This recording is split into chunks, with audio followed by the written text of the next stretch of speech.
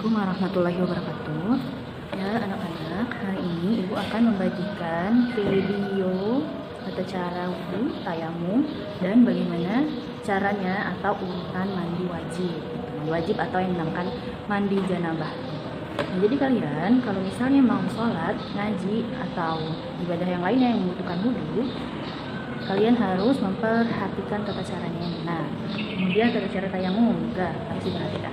Yang pertama adalah tata cara wudhu. Jadi pertama-tama kalau misalnya kalian wudhunya di dalam kamar mandi, berarti kalian niat wudhunya di dalam hati. Dan apabila kalian doa selesai wudhunya juga di dalam kamar mandi, maka doanya juga di dalam hati. Kecuali kalau misalnya kalian doa selesai wudhunya itu di luar kamar mandi, itu boleh terdengar suaranya. Nah, kemudian doa setelah wudhunya itu harus menghadap kiblat. Kemudian saat wudhu tidak boleh mengobrol. Apabila mengobrol, maka harus dari ulang wudhunya, dari pertama. Nah, yuk mari kita sama-sama praktek wudhu. Kalian juga ikuti ibu gimana cara praktek wudhu. Jadi pertama kalian masuki kamar mandi dengan kaki kiri. Kenapa kaki kiri? Karena di kamar mandi banyak terdapat najis. Nah, kemudian baca doa masuk kamar mandi. Allahumma inni a'udzubika minal khubuthi wal khaba'is. Jadi kalau keluar kamar mandi dengan kaki kanan dengan membaca alhamdulillahillazi asabanil adza. Nah, kemudian kalian membuka kerannya. Setelah itu kalian membaca basmalah di dalam hati. Bismillahirrahmanirrahim. Kemudian kalian mencuci kedua tangannya. Pertama adalah tangan kanan.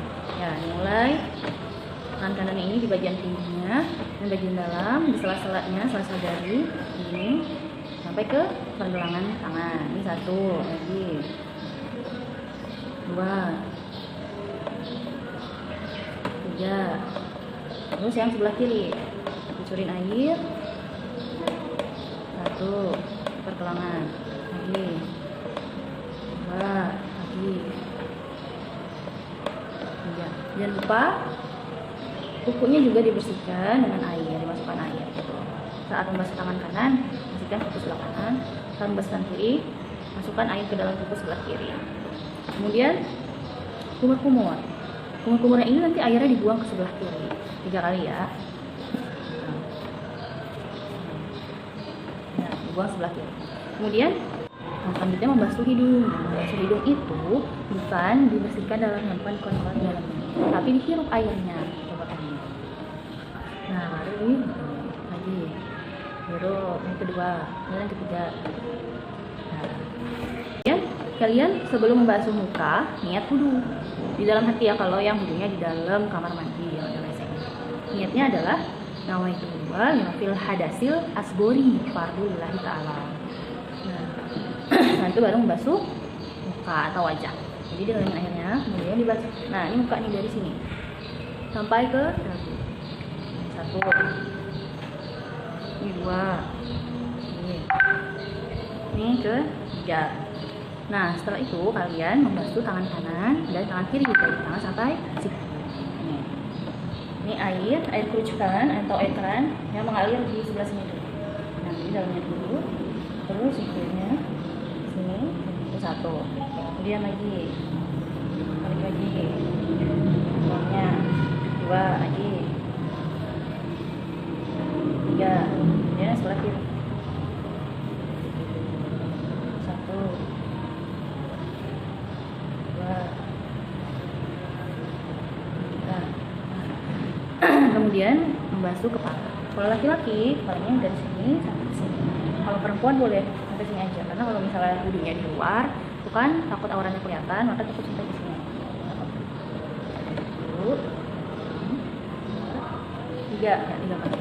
Nah, setelah membasuh kepala adalah membasuh telinga. Yang saat membasuh telinga, tangannya atau jarinya kayak gini, ini jari telunjuknya, kemudian ini jari jempolnya. Ini yang jari telunjuknya dimasukkan ke dalam telinga, yang jari ibu jarinya atau jempolnya di belakang telinga. Masukkan air. Yang bagian dalam dibersihkan oleh telunjuk, kemudian bagian luar dibersihkan oleh jempolnya. Ya, dibersihkan. Pertama, ambil air lagi. Ini yang kedua, ambil air lagi. Ini yang ketiga. Nah, setelah itu membasuh kaki. Membasuh kaki ini ceritanya kaki ini bagian punggungnya. Ya, dibersihkan. kemudian sela-selanya, bagian bawahnya, kemudian sampai mata kaki. Lagi yang kedua, terus yang ketiga. Nah, kemudian kaki sebelah kiri. Ini satu, ini dua, lagi. Nah, tiga. Nah, setelah selesai menghadap kiblat untuk membaca doa selesai wudu. Bismillahirrahmanirrahim. Asyhadu an la ilaha illallah wa la syarika wa asyhadu anna Muhammadan abduhu wa rasuluh. Allahumma ij'alni minat tawabina wa ij'alni minal mutahhirin wa ij'alni min ibadika sholihin. Nah, untuk kalian langsung boleh sholat. Lanjut Kak, jadi kita sekarang mau mempelajari tentang tayamum. Gimana tata cara tayamum? Kalian sambil memperhatikan, sambil ikutan gerakannya. Jadi kalian tayamum itu dilakukan saat kalian berpergian jauh, kemudian tidak bisa menemukan air. Walaupun kalian sudah mencari kemana-mana, tidak ada sumber air, kemudian tidak ada yang jualan air bersih ya, air yang mensucikan. Kemudian ketika kalian misalnya sedang naik bis, pesawat, ataupun kereta, atau mobil pribadi, keadaannya kalian sedang mendesak nih, kemudian nggak ada air gitu, nggak ada yang jualan air. Nah, kalian sebelum sholat, ini boleh bertayamum. Nah, cara tayamum yang pertama adalah mencari tempat yang ada debunya. Boleh di meja atau di depan kursi penumpang lain, tuh di depan kita kan kursi penumpang lain, atau di kaca kalau di kendaraan. Nah, kalau di rumah, misalnya di daerah yang tidak ada airnya karena kekeringan misalnya, boleh cari di meja. Jadi pertama-tama kita cari tempat yang ada atau benda yang ada debunya terlebih dahulu. Ibu contohkan ceritanya ini meja, ini ceritanya ada debunya. Nanti kita akan praktek tayamum. Jadi pertama-tama kalian cari debunya dulu nih. Ini meja ada debunya. Kita tepuk dulu mejanya. Kemudian giniin supaya debu yang kasar-kasarnya itu jatuh. Nah, sebelum ini kita membaca basmalah dulu. Bismillahirrahmanirrahim. Tuh. Nih, kemudian ditiup.